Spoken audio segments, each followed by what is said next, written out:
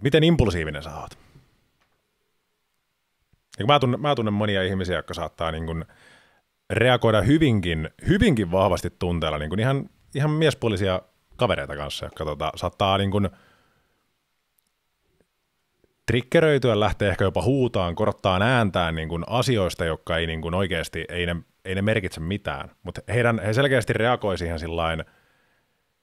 Kyllä mä sen myös ymmärrän, että jotkut asiat saattaa vaan osua sulla vähän niin kuin arkaan paikkaan, että sulla saattaa olla joku arka paikka, mikä ei aiheuttaisi mussa mitään reaktioa, ja sitten taas päinvastoin. Mutta sitten sitä vaan välillä miettiä, että miksi sä niin kuin reagoit noin, koska mä yleensä aina mietin sen, että jos mä reagoin asiaan X, niin auttaako se mun reaktio asiaa vai pahentaako se? Jos se pahentaa sitä, niin mä luultavasti en tee sitä. Jos mä näen, että se, että mä rupean huutaan, se on hyödyllistä, niin sit mä teen se. Ja mä keksin siihenkin yhden paikan, että jos sä oot vaikka turvallisuusalalla hommissa, niin välillä se, että sä korotat sun ääntä ja sä näytät, että sä oot tosissaan, niin se voi olla parempi vaihtoehto kuin se, että sä oot hiljaa. Mutta monesti sitten vaikka jos parisuhteessa lähtee pienestä, sä tiedät, kun se lähtee pienestä kytemisestä, pienestä kommentista, saattaa lähteä liikenteeseen ja se saattaa lumipallon lailla lähteä vyöryyn. Ja yleensä se asia, mikä potkaisee sen lumipallon sieltä rinteestä alas, mikä lähtee lihavaksi, roihuavaksi riidaksi, yleensä triggeri on se, että jompikumpi korottaa ääntänsä. Mutta hyvin monesti se, että vaikka toinen teistä korottaisi ääntänsä, ja sä oot vaikka se, joka ei korota ääntänsä, vaan pysyy rauhallisena, niin monesti sä pystyt purkaamaan sitä tilannetta, tai se ei ainakaan pahene, että ei lähde mukaan siihen. Sä et lähde niinku peilaamaan sitä toisen käytöstä, vaan sä pyrit mieluummin sillä sun omalla käytöksellä saada hänet peilaan sun käytöstä. Et ei ole mitään hätää. Et nosta ääntä, et korota ääntä ja puhut ihan rauhassa. Ja toki mä näen senkin pointin, että toi saattaa taas triggeröidä joitain tosi paljon, että se näkee, että miten sä voit olla. Se onkin muuten kummallista. Koska se on kummallista. Mä myös ymmärrän, minkä takia he näkee ton, koska he saattaa pitää sitä jopa vittuiluna. Jep. Tiedätkö, vähän niin kuin semmoisen 5D-shakkia, että sä niin kuin vittuilet heille vähän niin kuin 5D-shakin kautta, että sulla on tämmöinen taktiikka tässä riidassa. Joo, mä näen. Se on vähän niin kuin, että se vastapuoli ajattelisi, että niin kuin, tää tilanne on niin mitätön sulle, että sä et edes vaivaudu nostamaan sun tunteita. Tiedätkö, se on tämmönen herää taustalla. Joo. Ja mä näen sen kyllä. Mutta en mä tiedä. Mun mielestä on kaikista paras just, mun täytyy sanoa, että mun parisuhde on niin hyvä, että mä en ole riidellyt ikinä tässä parisuhteessa. Tää on kestänyt kohta 4 vuotta. Et semmonenkin on mahdollista. Lucky duck. Erittäin lucky duck. Et niinku joku sanoo, jota mä en allekirjoita alkuunkaan, että et parisuhteessa pitäisi olla riitelyä, että sä näet, miten sä selviydyt semmosesta niinku sotatilanteesta paremman sanan puutteessa. Mutta jos ei sitä sotaa ikinä tuu, jos sä oot Sveitsi, niin minkä takia siellä pitäisi olla semmosia taisteluita? En mä ymmärrä. Täytyykö niitä, en mä tiedä. Mä sanon, että tietyllä tapaa semmoiset erimielisyydet ja sananvaihdot kyllä kuuluu parisuhteeseen, mutta ei ne ole riitoja, vaan ne enemmänkin opettaa toisesta ihmisestä ja saa teidät tutustumaankin eri tavalla. Mutta jos sä tommosissa tilanteissa koet olos uhatuksi, rupeat huutamaan, niin siinä voi olla triggeri, mistä se riita alkaa. Ja mä oon itsekin huomannut, että ei ole mitään niinku tarvetta nostaa ääntä, koska jos mä rupean huutamaan, niin mä menen tunteella. Mä en ajattele, mitä mä sanon, että pitää ottaa taas steppi taaksepäin. Sä zoomaat pihalle, otat kamerasta zoomin ulospäin, otat sen kalan silmän sinne. Ja katsot, että mikä tässä tilanteessa oikeastaan triggeröi ja mikä mun paras siirto on seuraavaksi tässä.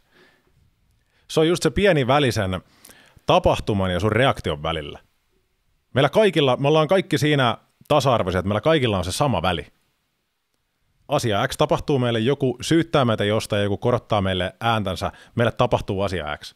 Oli se mikä tahansa auringon alla. Meillä kaikilla me ollaan tasavertaisia siitä, että me saadaan päättää, miten me reagoidaan. Toisilla on niin automatisoitu myös se käytösmalli, että se tulee sieltä, koska sä et ole meditoinut sitä. Sä reagoit aina asiaan X tavalla Y. Se tulee aina samalla lailla. Nyt se koira tuli sieltä. Koira reagoi tuohon sun X-taputukseen tavallaan. Se on sattunut syy. Se reagoi tunteella tuohon, kun mä aina pistän sen omalle paikalle, niin mä teen näin. Vittu, se nousee noin hampaat näkyviin tuolla, ja tekee tolleen. Se reagoi tuohon tunteella selkeästi. Mutta sä pystyt muuttamaan sitä, että miten sä reagoit asioihin. ota itselle semmoinen pieni harjoitus, että jos sä selkeästi huomaat, että sä vaikka triggeröidyt joistain asioista, oli se sitten aamuliikenteessä siitä, kun joku ajaa sun mielestä liian hitaasti tai huonosti edessä. Se on aika yleinen, mikä tulee monilla ihmisillä. Tiedän myös, kun on ajanut työkseni, niin se on aika yleistä. Niin on sillä, että se, että mä huudan ja hakkaan rattia ja näyttelen keskaria tässä, niin auttaako se? Pääseekö mä nopeammin paikasta A paikkaan B? Todennäköisesti en, mutta mä vaan nostan omaa kortisolitasoa ja omaa stressitasoa. Eli periaatteessa mä juon sitä myrkkyä, mitä mä haluan hänen juovan. Mä juonkin sen itse. Ja ärtymyksen ja vihan puoliintumisaika on hyvin lyhyt, jos mietitte. Miettikää, milloin teitä on viimeksi ärsyttänyt ja vihastuttanut. Ei se kestä kauaa. Se on vaan niin voimakas se fiilis, että sä haluat heti vittuun sen sun kropasta. Että jos on vähän temperamenttisempi tyyppi ja rystyset kestää, mutta seinä ei, niin seinässä on reikä aika äkkiä. Tunnen myös tämmöisiä tyyppejä. Niin mäkin. Ei se kestä kauaa se viha. Jos sitä lähtee meditoimaan, sä huomaat, sen takia mä tykkään meditoinnista myös. Se on käytännössä meditoinnin tarkoitus, että sä näet itses, ei minään käytännössä, sä et ole mitään periaatteessa. Sä oot objekti huoneessa. Joku sanoi, että sä oot tabula rasa. Joku filosofi sanoi tabula rasa, tyhjä taulu. Sä oot tyhjä taulu, et sä on mitään. Sulle vaan tapahtuu asioita ja sä otat näiden asioiden muodon. Sun tietoisuus ottaa sen vihan muodon. Se täyttää sun tietoisuuden ja nyt sä oot yhtäkkiä yhtä kuin se viha. Jos sä vähän meditoit, niin sä näet, että ei. Mä oon yhä tää tietoisuus. Mä oon yhä tää tyhjyys täällä. Mun edessä vaan sattuu olemaan tota vihan verhoa. Sitten kun sä näet sen, niin se häipyy. Se häipyy tonne. Ei sitä ole enää. Enkä väitä, että itse on vieläkään se tyyppi, joka pystyy tämän tekemään aina. Mutta mä oon saanut pieniä vilahduksia siitä meditoinnin aikana, että kuinka voimakasta se voi olla. Toi on myös semmoinen aihe, että en lähtisi ikinä tyrkyttämään kellekään sitä, koska se on niin vittumaista, tiedätkö, että no onko sä meditoinut? Tiedätkö sä?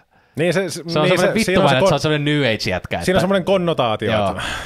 Et mieluummin antaa ihmisten tulla itse siihen lopputulokseen, että hei, tässä saattaa, maybe onto something.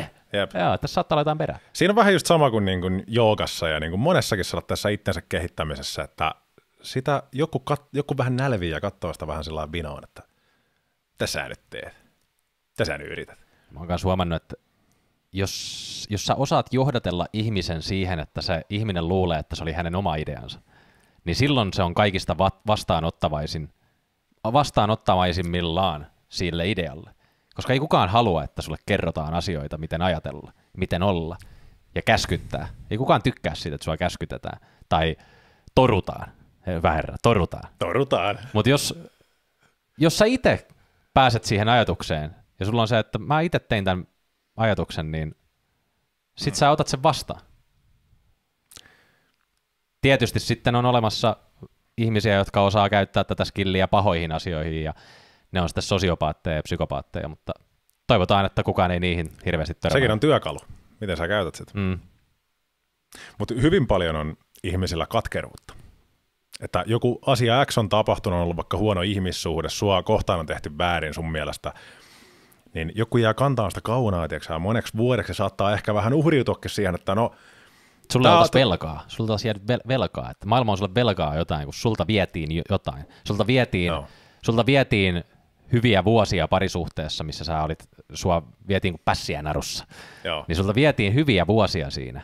Ja nyt joku on sulle velkaa jotain. Tai sun vanhemmat on kohdellut sua huonosti tai mitä ikinä onkaan tapahtunut, niin sä saatat kantaa sitä tiiäksä, monta vuotta sun mukana ja vähän niin kuin identifioitua sen kanssa, että no mulla on stressiä ja mulla on tämä sairaus ja se johtuu tästä ja se johtuu tästä henkilöstä ja toi teki mulle silloin noin ja näin. Mutta hyvin arvokas työkalu on se, että antaa anteeksi kaikille. Ei sen takia, että ei välttämättä muiden takia, vaan itsestä takia. Että älä juo sitä myrkkyä. Ei sun tarvi juoda sitä myrkkyä enää myöhemmin. Asia on tapahtunut ja onko sulla aikakone? Jos sulla on aikakone, niin all good. Sä menet aikakoneella takaisin, sä teet asiat eri lailla. Jos sulla ei ole aikakonetta, niin sit sun täytyy hyväksyä, että asia on tapahtunut ja sun täytyy muuttaa sun oma suhtautuminen siihen.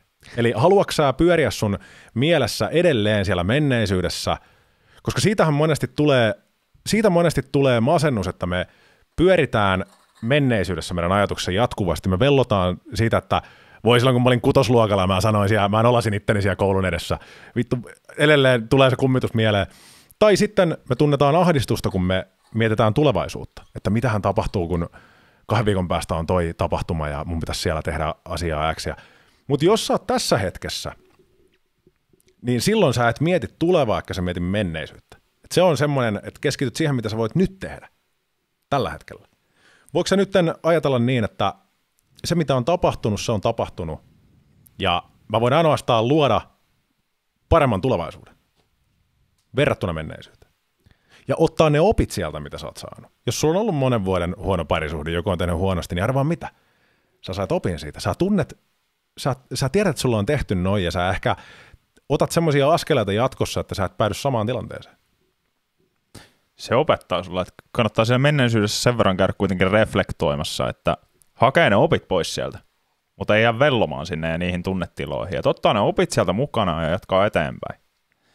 Ehkä voi käydä tulevaisuudessakin miettimässä, että miten näitä menneisyyden oppeja voi käyttää siellä tulevissa tilanteissa. Että mitä hyötyä näistä on. Nämä on nyt mun työkalupakissa.